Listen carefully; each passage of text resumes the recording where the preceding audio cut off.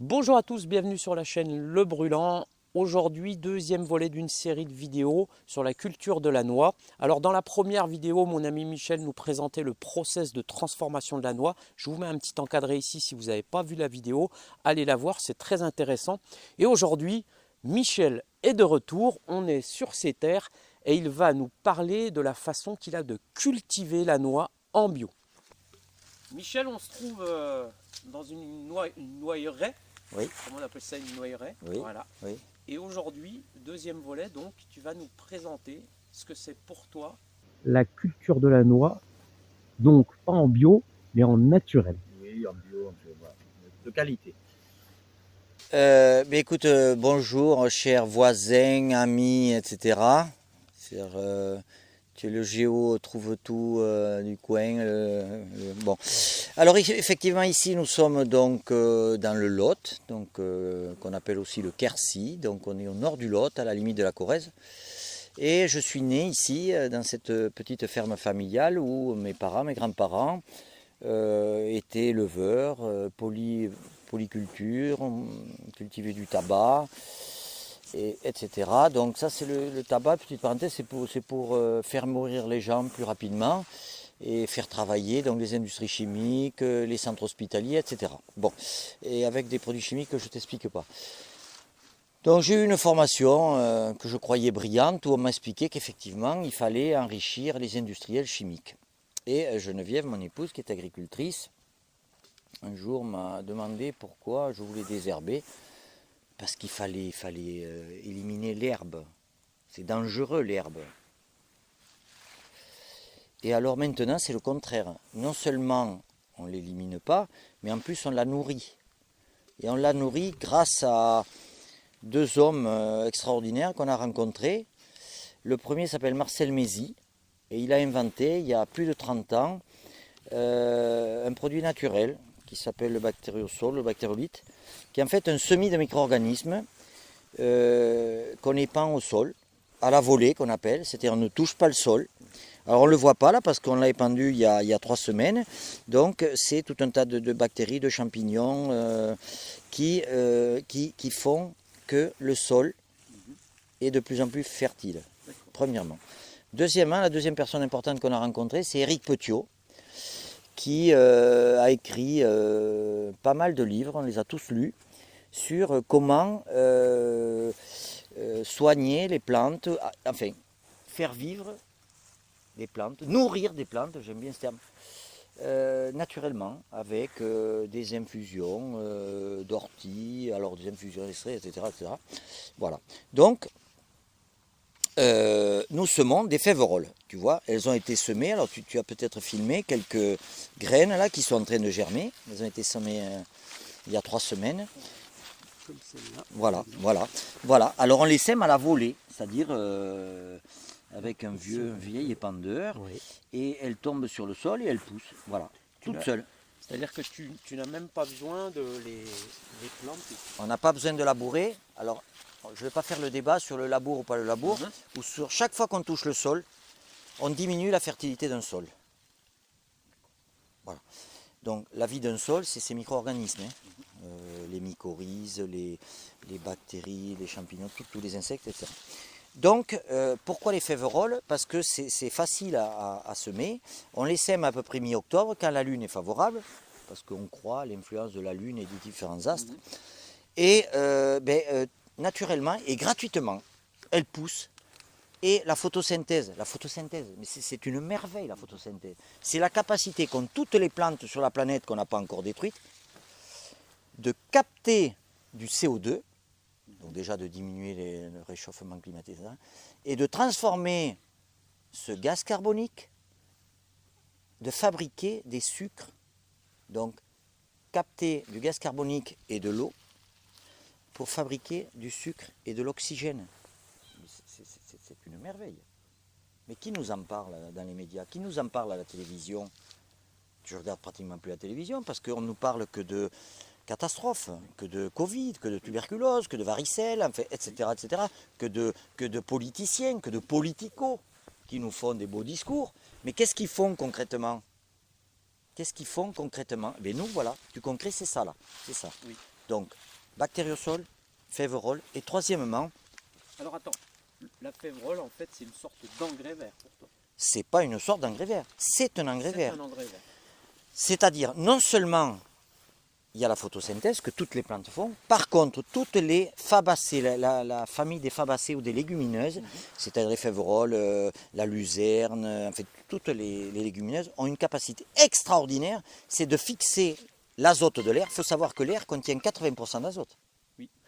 Et de transformer cet azote naturel, gratuit, on va le taxer bientôt parce que les gouvernements ont besoin de taxer, et donc de transformer cet azote naturel en azote organique, Oui. qui est ensuite disponible pour les plantes que tu fais pousser. Alors que ce soit des noyers comme nous, que ce soit du blé, du maïs, ce que tu veux, les plantes ont à disposition ce buffet à volonté. Tu sais que l'homme le plus riche du monde, qui s'appelle Elon Musk, propose des millions d'euros à qui saura capter le CO2 Il nous a téléphoné hier, il vient demain. Donc, qui saura capter le CO2 et en faire quelque chose. il vient demain. Alors on t'a donné priorité, on a dit non, il voulait venir aujourd'hui, mais on a dit non, il y a Gérald qui vient aujourd'hui, donc monsieur, voilà. Donc Musk, si tu nous regardes, Voilà, bonjour et bienvenue. envoie le chèque. C'est ça. Non, mais on n'a pas besoin de chèque, on vit heureux. Moi je suis né ici, en pleine nature, mais tu peux filmer autour de toi. Oui. Ici c'est un petit enclos, une petite exploitation de 12 hectares. On a 12 hectares de noyers, c'est rien du tout. Non mais c'est Musk qui appelle. Alors pour finir sur Marcel Mézy, j'ai eu le bonheur de le rencontrer, de travailler à la Sobac. C'est un homme extraordinaire et pour moi il mérite le prix Nobel de tout ce que tu veux, d'une bonté, d'une générosité, et le bonheur que c'est que de rendre fertile un sol naturellement. En fait, ça procure quelque chose de fantastique. Donc j'ai vécu des meilleurs moments de ma vie professionnelle à la Sobac, avec tous mes collègues du siège, mon chef Jérôme Delors, qui était le chef de la région, qui était un homme extraordinaire, et tous mes collègues, enfin, que j'embrasse, et que voilà, grâce à eux, j'ai appris beaucoup de choses. Trois choses, je répète pour Éric Petiot: les micro-organismes, on en a parlé; les engrais verts, on en a parlé, c'est les féveroles et toutes les herbes qui poussent naturellement. Et la troisième chose, c'est le basalte. C'est-à-dire, il y a tout un tas de choses qui se passent. Il y a les arbres, les plantes fabriquent des cétones, des aldéhydes, etc., etc. Tout ça, c'est passionnant. Personne ne nous en parle, encore une fois, à part Éric Petiot et les gens qui s'intéressent à la nature, à ce que la nature est capable de faire, ce qui est inimaginable. Et donc, il faut ce paramagnétisme, cette espèce de petit courant électrique qui favorise ça. Donc tous les ans, depuis qu'on a fait la formation avec Éric Petiot, nous épandons, là aussi à la volée, du basalte. Voilà. Alors, ces arbres, donc mon père a planté, il y a 40 ans, 1 hectare de noyers, d'une variété, la variété Franquette, qui est la plus répandue en France, qui est une variété très intéressante parce que c'est une variété tardive, donc qui est peu sensible au gel. Le problème, c'est qu'elle ne produit pas beaucoup, aux alentours de 2 tonnes hectares, et qu'elle commence à produire au bout de 10 ans. Alors, on n'est pas des philanthropes complets. Et mon père a planté, il y a 30 ans, une variété, alors qui n'est pas acceptée dans les AOP, l'AOP du Périgord, dont nous faisons partie. Donc, la Franquette est autorisée, mais pas la Lara. Alors, nous avons planté 3,5 hectares de cette variété, où les arbres sont beaucoup plus serrés qu'en Franquette. En Franquette, on met les arbres tous les 10 mètres. Donc à l'hectare, il y en a 100. Là, ils sont tous les 4 mètres. Et entre chaque rangée, il y a 8 mètres. Donc il y en a 1000 sur 3,5 hectares. Donc ces arbres ont été plantés en 2012, sans produits, sans engrais chimiques, puisque tout le monde s'en dit, non mais c'est impossible de faire pousser. Regarde, donc il me faudrait 4 mains pour faire le tour de l'arbre. Donc ces arbres ne reçoivent que du bactériosol, que des féveroles, du basalte. Alors, je ne peux pas te démontrer l'efficacité du basalte. Je ne peux pas te démontrer l'efficacité je ne fais pas d'analyse de sol pour savoir combien les féveroles produisent d'azote. Par contre, on a fait des analyses de feuilles qui montrent que tout va bien. D'ailleurs, bon là, évidemment, on est le 5 novembre, donc les feuilles ont commencé à tomber. Mais ces arbres n'ont rien à envier avec des noyers qui sont produits dans l'agriculture chimique, que certains appellent conventionnelle. Parce que ça veut dire conventionnel, mais ou raisonné, ou pas raisonné, ou déraisonné, ou irraisonnable. Enfin, bon, là je peux débattre pendant des heures. Mais ce qui m'attriste beaucoup dans ce pays, c'est que dès que tu prononces le mot bio, on te tombe dessus. Et évidemment, nous on est des très mauvais clients du système. Parce qu'on n'achète que du basalte, des féveroles et du bactériosol. On n'achète pas d'engrais chimiques, on n'achète pas de désherbants, on n'achète pas d'insecticides, on n'achète pas de bactéricides, on n'achète pas de fongicides. Tous les trucs en hide qui finissent par suicide pour certains. Donc toi, tu penses que par rapport à quelqu'un qui ferait par exemple du chimique, est-ce que tu penses que tu fais des économies bien sûr. potentielles bien sur sûr. l'achat de Mais produits, écoute, de mais fuel dans le tracteur, de tout ça? tu es en bonne santé? Oui. Pourquoi tu ne prends pas tous les matins des antibiotiques, des anti-inflammatoires, etc. Oui. Donc c'est ce qu'ils font, les autres. On leur fait tellement peur.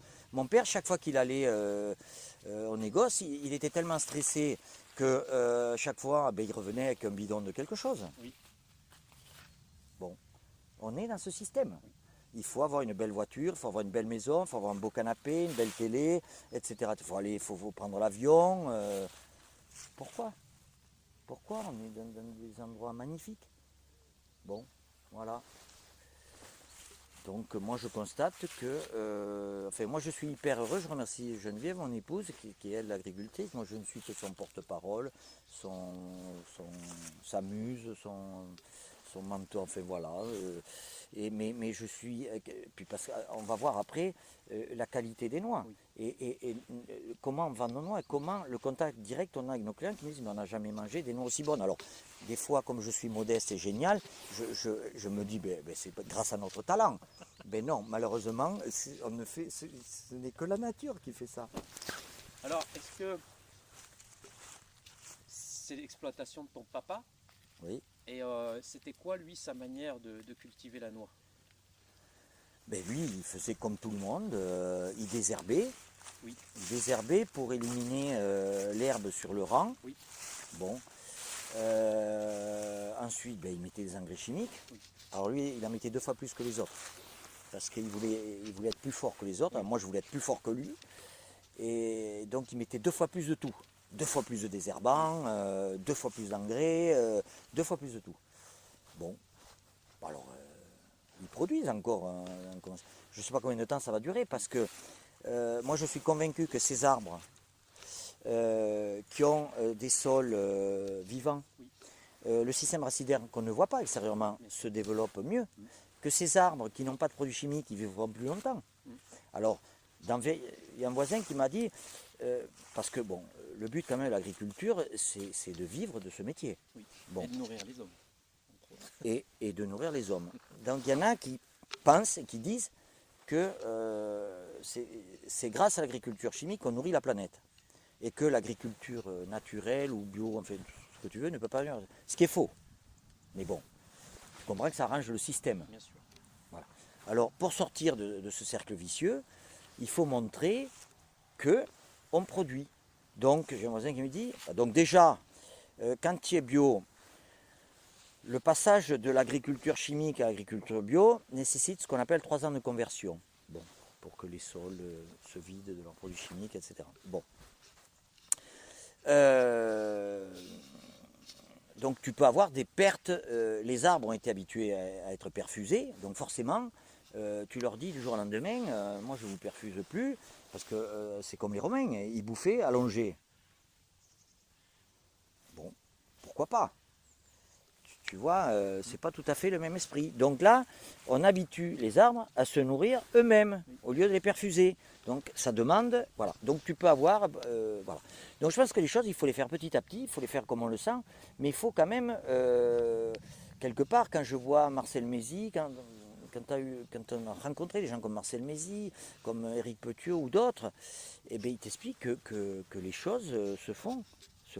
Si tu vas dans le sens c'est comme ceux qui font de la planche à voile, mais tu ne fais pas de la planche à voile ou du bateau à voile face au vent. Non. Ceux qui font du canoë, c'est quand même plus compliqué d'aller contre le courant que dans l'autre sens. Donc la nature, il suffit de s'adapter à la nature, d'observer et de faire en sorte que les choses se fassent naturellement. Donc mon père, qui au début était persuadé qu'on allait se planter, eh bien petit à petit, maintenant il mange nos noix bio. Et il est très fier de manger nos noix bio. Donc c'est quand même à 89 ans qu'il a quelque chose d'extraordinaire. Donc comme quoi, on est capable de changer, même si le changement nous fait peur. On a peur du changement et c'est normal pour diverses raisons. Donc voilà un petit peu, si on était 40 ans, si mon père avait 30 ans, qu'il ait le choix entre faire de l'agriculture chimique ou de l'agriculture pas chimique, naturelle, enfin, pas chimique, eh bien je serais curieux de savoir quelle voie il prendrait. Oui. Et alors toi, quand tu as repris l'exploitation de ton papa, tu aurais très bien pu continuer comme il faisait. Mais c'est ce que j'ai fait. Ah, À l'époque, c'est moi qui étais agriculteur. Qu'est-ce qui a fait, alors excuse-moi, et qu'est-ce qui a fait qu'un jour tu t'es dit stop, basta les produits? C'est les femmes, ça. Les femmes, si tu veux, elles sont extraordinaires. Oui. Parfois. Et Geneviève qui me dit un jour, donc, comme je t'ai dit tout à l'heure, pourquoi tu veux désherber? Alors moi, l'as des as, incapable de répondre à cette question.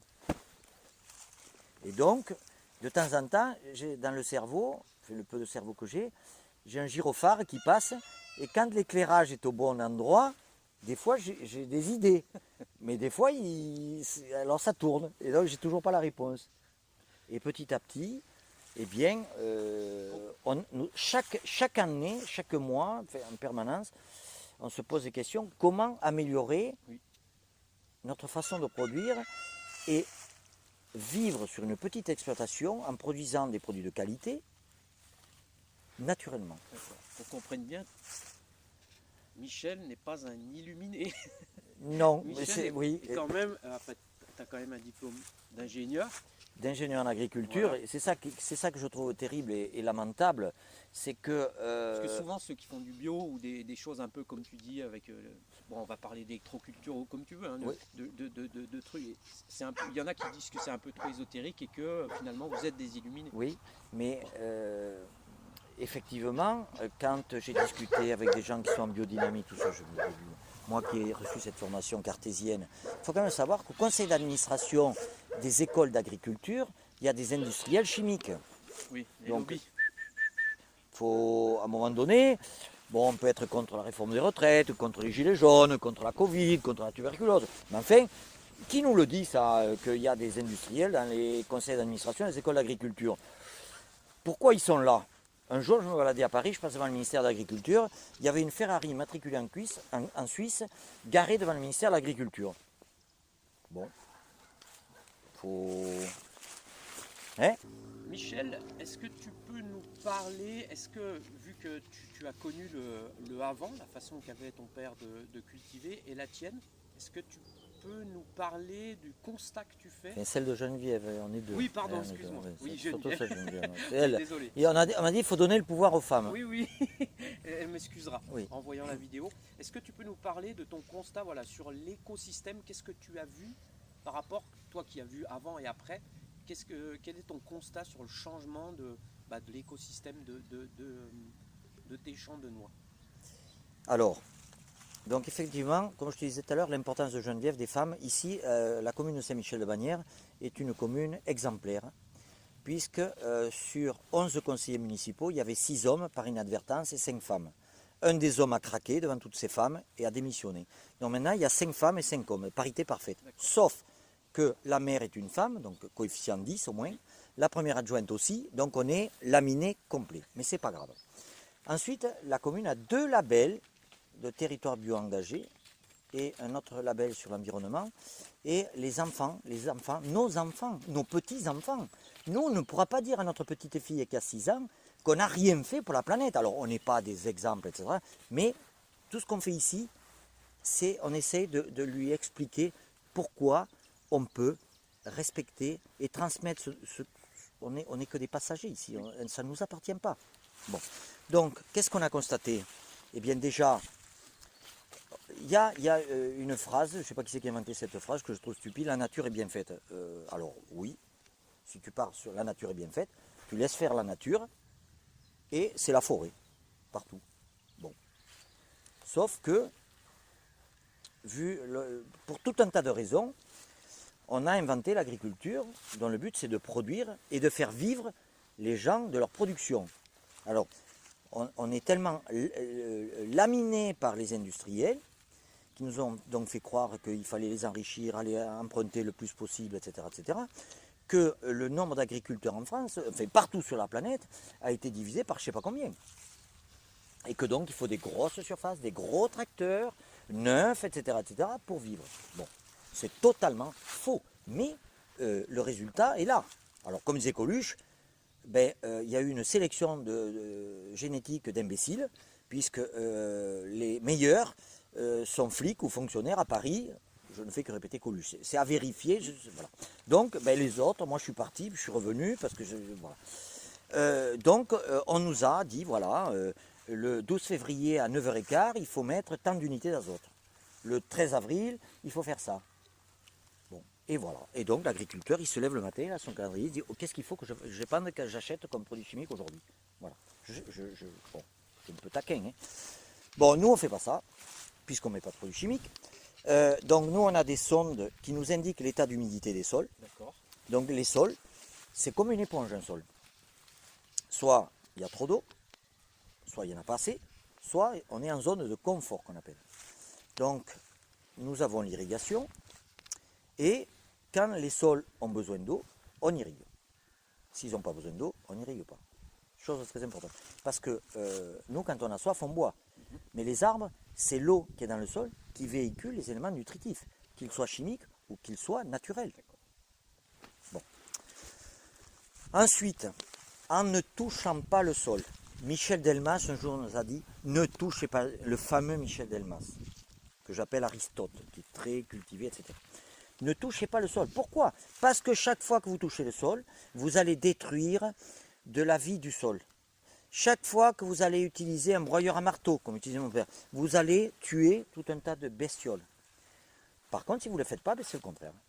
Donc le sol, grâce à ce que je t'ai dit tout à l'heure, sur les couverts végétaux, sur le basalte, sur le bactérosol, le sol c'est comme une éponge. D'ailleurs, si tu marches dessus, tu verras que c'est très souple. Hein, bon. C'est vrai qu'avant, ton père, il passait beaucoup aussi avec les engins mécanisés. Oui. Et moi, qui habite à côté de chez toi depuis un moment, je voyais bien en me baladant, parce que je me baladais dans les champs de noix, je voyais bien que ce sol, il était compact, il était tassé, puis surtout tout le temps ras. Oui, l'obsession, alors en France, c'est il ne faut pas d'herbe. L'herbe, les mauvaises herbes, ça veut dire quoi mauvaise herbe? Ça n'existe pas une mauvaise herbe. Oui. Ça n'existe pas. Mais dès qu'il y a une herbe qui est un peu trop, d'ailleurs là il y en a une qui fait 3 cm, il faut la couper. C'est souvent la concurrence, on enlève souvent l'herbe pour dire elle pompe, c'est elle qui pompe tout ce qu'il y a dans le sol. Alors voilà, mais c'est ce qu'on nous a fait croire. Mais ça c'est faux. La concurrence, ça veut dire, si effectivement il y a peu à manger, mais c'est le premier qui mange qui gagne. Mais quand il y a suffisamment, il n'y a pas de concurrence. Donc nous, nos herbes ne concurrencent pas les noyers, la preuve. Alors sur les travaux, en 4 jours, sur 12 hectares, nous avons semé 2 tonnes de févrole, nous avons épandu 5 tonnes de basalte et nous avons épandu 3 tonnes de bactériosol en 4 jours, avec un petit tracteur qui pèse pas beaucoup. Voilà. Donc tu ne vois aucune trace de ça. Nous n'avons pas détruit quoi que ce soit sur le sol. L'INRA de Dijon, est-ce que tu as entendu parler des mycorhizes? Les mycorhizes, ça vient du grec myco, champignon, rhize, racine. C'est une symbiose qu'il y a entre les plantes et les champignons. Et ces champignons, une plante qui est mycorhizée, va être capable de s'alimenter de manière beaucoup plus importante. Donc si tu lis de la documentation sur les mycorhizes, il y a des spécialistes dedans, tu vas voir que tu donnes, en nourrissant le sol et en faisant ce cercle vertueux, une capacité qu'ont les plantes, et c'est valable pour pratiquement toutes les plantes, de s'alimenter beaucoup plus facilement. Donc d'être moins dans le stress. Parce qu'après, c'est le cycle de la vie, c'est soit tu es stressé, soit tu n'es pas stressé. Donc quand tu n'es pas stressé, ben, que les conditions météo sont favorables et que la pollinisation se passe bien, que la fécondation se passe bien, que les grossissements se bien, eh bien ça se passe bien. Si tu es stressé par tel ou tel, les produits chimiques ne sont pas reconnus par les plantes parce qu'ils sont chimiques, ils ne sont pas naturels. Donc tu forces, tu fais de la perfusion. Donc sur l'écosystème, tu dirais que ton sol est beaucoup plus souple. Ah ben écoute, alors l'INRA, magie, moi qui étais formé scientifiquement, quand on m'a demandé si on était d'accord, l'INRA de Dijon a sélectionné 12 exploitations, agriculture chimique, agriculture bio, avec couvert, sans couvert, etc. Et bien bizarrement, c'est nous qui avons le taux de mycorhize le plus élevé. Ton sol est plus mycorhizé. Oui, oui. Et quand il y a eu la restitution officielle, ça on avait appris ça avant la restitution officielle, mais bizarrement c'était plus nous.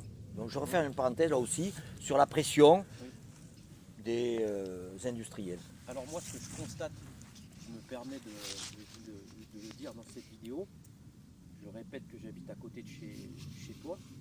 Ce que j'ai constaté moi depuis que tu as repris l'exploitation, c'est aussi, et ça c'est extraordinaire, quand les noix sont, quand les févroles ont poussé, sont en fleurs, eh bien ça n'a plus rien à voir avec ce que je voyais de ton père avant, qui était un sol quasiment à nu, rasé ras, tassé, et puis il y a un parfum avant que tu couches, avant que tu roules dessus, parce que tu roules sur les... avec un rouleau sur les... Léger, un rouleau léger. Oui. Mais ce que je constate moi, c'est que, alors bon, je vois beaucoup plus d'insectes aussi, et puis ce champ de noix qui était un champ sombre, vraiment, c'était pas terrible comme ça, et je vois qu'il y a voilà, il y a de la biodiversité qui revient quand même, et puis c'est même mignon, c'est charmant. Et puis les arbres, tous les jours, on leur dit qu'on les aime. Quand il y en a un qui pousse moins bien, ça c'est comme chez les gens. Oui.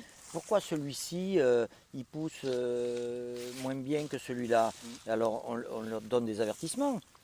Puis on dit, mais regarde à côté, ton copain, comme il est beau là. Est-ce que au niveau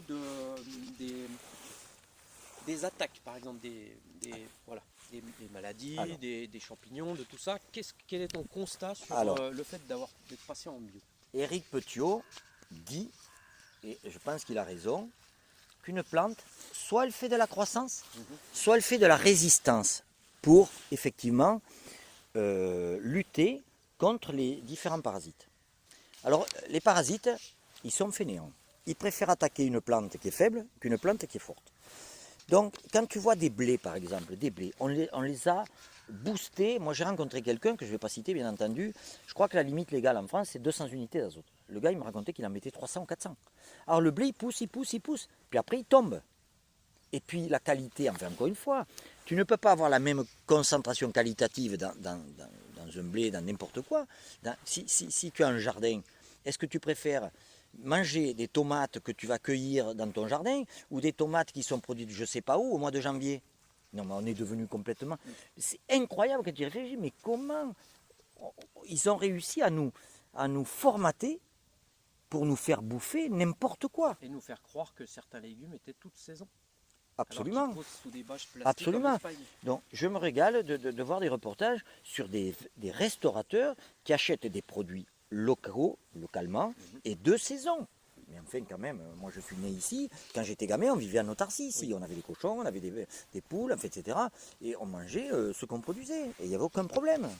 Alors maintenant sur le bio, est-ce que tu penses que au niveau de la masse de travail? Oui, alors... Est-ce que ça représente beaucoup plus de travail par rapport à une culture traditionnelle ou bien? Ah ben pour moi, alors on peut discuter pendant longtemps. Oui, on n'a pas très longtemps. Non, voilà. Pour moi non, parce que là je t'ai dit, on a passé 4 jours sur 12 hectares au mois d'octobre. La prochaine intervention qu'on va faire, c'est on va rouler au mois de mai. D'accord. Donc là, pendant 6 mois, on ne fait aucun tracteur ne va passer dans les noyeraies. Peut-être un peu d'entretien du système d'irrigation? Non, pas en cette saison. Alors l'irrigation commence quand les risques de gelée sont passés, c'est-à-dire début mai. D'accord. Donc pas de travail jusqu'au roulage? Alors pas de travail de tracteur. Oui. Après les arbres vont être taillés. Ça c'est Geneviève qui les taille. Bon, voilà. Mais ça, que tu sois chimique ou pas, tu les tailles pareil? Oui, voilà. D'accord. Mais en termes, alors que les agriculteurs chimiques, eux, vont mettre, je sais pas quoi, des engrais chimiques, entre autres. On a fait le tour, Michel, ou pas? Oui, pas tout à fait, sur la résistance, donc voilà. Et bien bizarrement, nous on s'attend tous les ans à être attaqués. Alors, si on fait la confusion sexuelle, j'ai oublié de te dire, c'est-à-dire on a un parasite qui s'appelle le Carpocaps, chenille papillon, qui pond sur les noix, et les vers rentrent dans les noix, et la noix est véreuse. Donc nous, on installe un système qu'on appelle confusion sexuelle, qui fait que les mâles, au lieu d'être attirés par les femelles, sont attirés par ces petits... par cette substance. Voilà. Ok. Je vais me mettre avec toi. C'est payé par qui? Par Monsanto? Non, mais ça n'existe plus. Par Bacteriosol, Ah, j'ai d'accord. un partenariat. Ah d'accord. Donc j'ai un partenariat avec Bacteriosol, hein, bien évidemment. Et Éric Petiot. Éric Petiot. Tu vois, peut-être Mais ça Éric Petiot, c'est pas celui qu'on était allé voir qui fait de la consoude et tout? Non, ça pas c'est le même. Jean-François Lifou. On en C'est parlera. la même, oui. On en oui, parlera dans une autre oui, vidéo. oui. Dans la prochaine vidéo, parce que le sujet est immense et avec Michel, on pourrait parler des heures devant la Et caméra. heureusement, je suis pas bavard. Hein. Tu imagines si j'étais bavard en plus. Donc il y aura un troisième volet, bien évidemment, où là, on parlera de la transformation, on va dire, de l'ensachage, de l'huile, du cerneau, Oui. de Pourquoi tout on est attentif à toutes les étapes qui ne sont que des détails, mais qui accumulés font que nos clients directs, puisqu'on fait de la vente directe, sont étonnés, et c'est ça qui est à la fois valorisant et à la fois triste. Ils disent, mais on n'a jamais mangé de noix aussi bonnes. Mais, alors, voilà. Donc on parlera de la qualité. Pourquoi on arrive à ce niveau Pourquoi on arrive à qualitatif ce niveau de qualité, Voilà. et puis on parlera En restant modeste, hein, en restant d'huile, modeste. de transformation, et puis peut-être un peu de vente, on verra. Ouais. Hein? Ok. Allez, Allez. à Merci bientôt. beaucoup, Gérald. Merci à vous, Allez. et puis je vous dis à la prochaine vidéo. Prenez bien soin de vous, c'était Gérald et Michel. Salut.